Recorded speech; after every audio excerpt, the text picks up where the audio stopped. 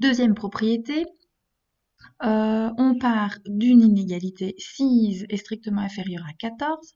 Ici, on va nous proposer de multiplier les deux membres par 4.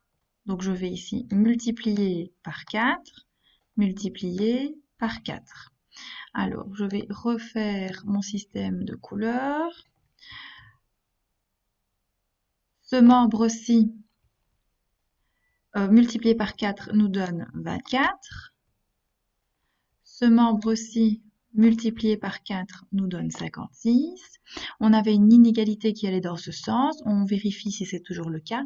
Oui, parce que 24 est bien plus petit que 56. Donc, a priori, quand on va multiplier les deux membres d'une inégalité par un même nombre positif, alors on obtiendra une nouvelle inégalité de même sens.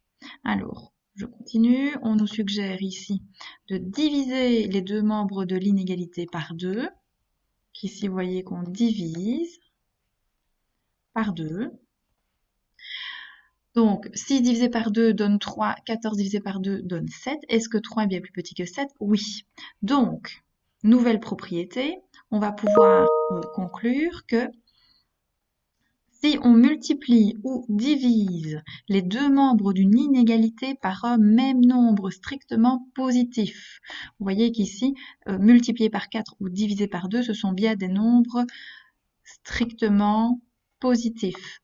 Alors, on obtient une nouvelle inégalité de même sens. Donc, ce qui nous intéresse ici, c'est de voir que les sens sont conservés. Donc, j'étais dans ce sens-là, je reste bien dans ce sens-là. OK? Nouvel exemple, 7 est plus grand que moins 2. Si je multiplie cette fois-ci par 3 les deux membres de l'inégalité, j'obtiens une nouvelle inégalité avec, encore une fois, le même sens.